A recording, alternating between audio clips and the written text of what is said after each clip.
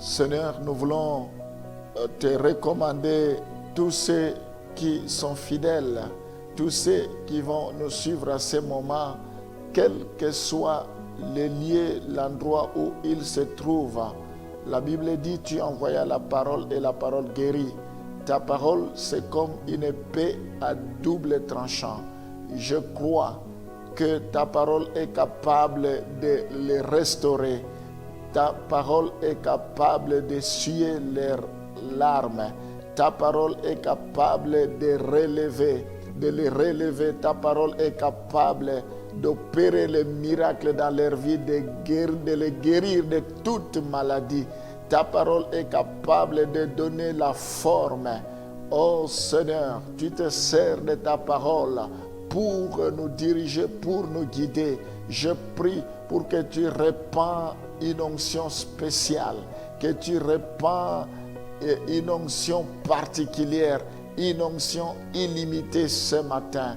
Déverse ta puissance. Je prie pour que tout genou fléchisse, que toute langue confesse que tu es le Seigneur des Seigneurs, que tu es le Roi des Rois. Je prends autorité maintenant contre tout esprit d'incrédulité, contre tout esprit d'opposition dans le nom de Jésus.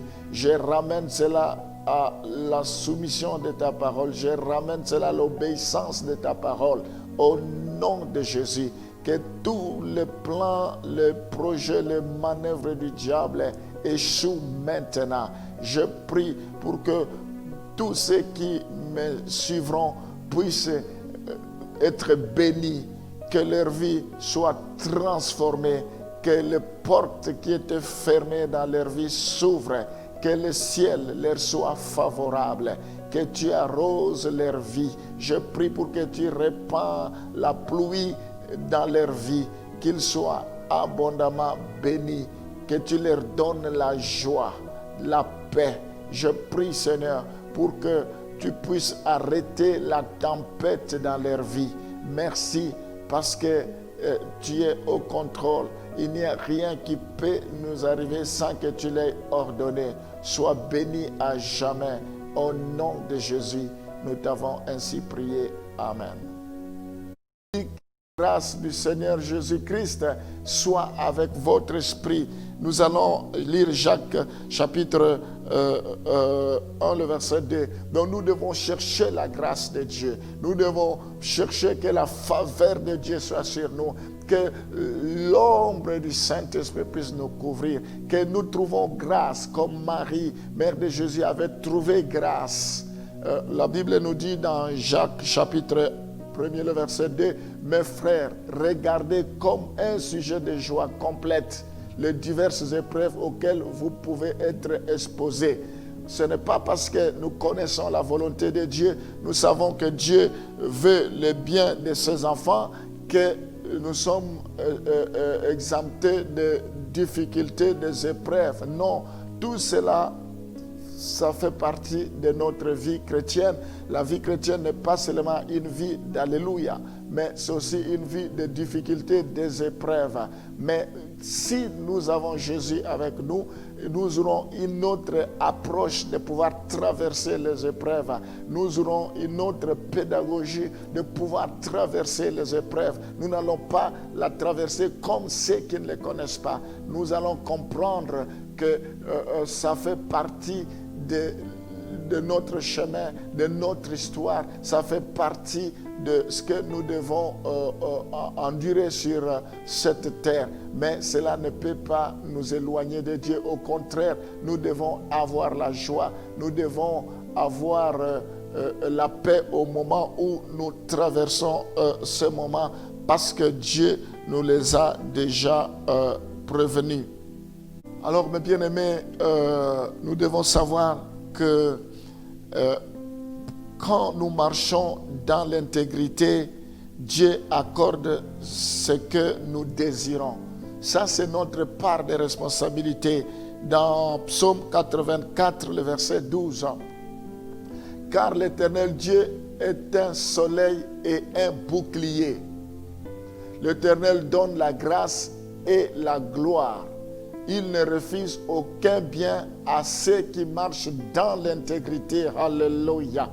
Quand nous marchons dans l'intégrité, quand nous marchons dans la crainte de Dieu, quand nous marchons, nous menons une vie de sanctification, une vie d'abandon, de renoncement.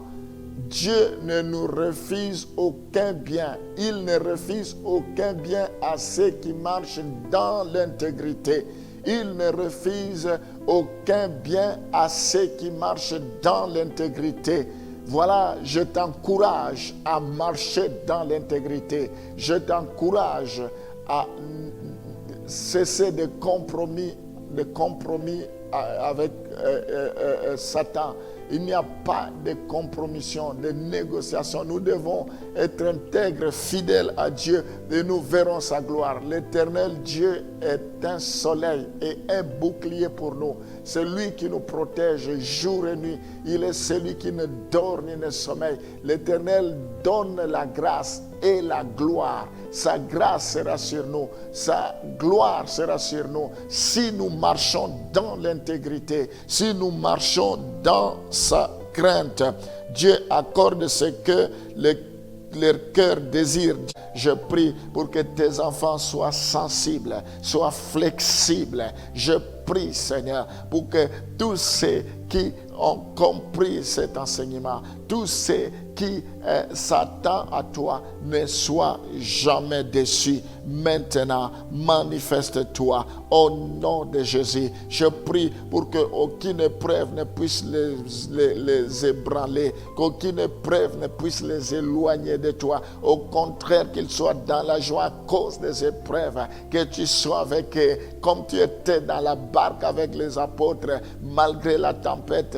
Cette barque ne s'est pas noyée, n'a pas connu de naufrage. Ou bien au contraire, tu t'es levé et tu as dit vent, silence, tempête, tais-toi. Je prie parce que tu es dans leur vie. Maintenant, je m'oppose à toutes sortes de tempêtes, à toutes sortes de vents. Que cela s'arrête au nom de Jésus. Tous ceux qui ont perdu l'espoir, maintenant qu'ils retrouvent l'espoir dans le nom de Jésus. Tous ceux qui pensent avoir perdu, que je récupère ce qu'ils ont perdu et que cela leur soit donné maintenant. La Bible dit, je vous restituerai les années que les Jalek, que les souterrains ont volé dans le nom de Jésus. Que cela leur soit restitué. Je prie pour que cela, qu'ils retrouvent les années qu'ils ont perdues,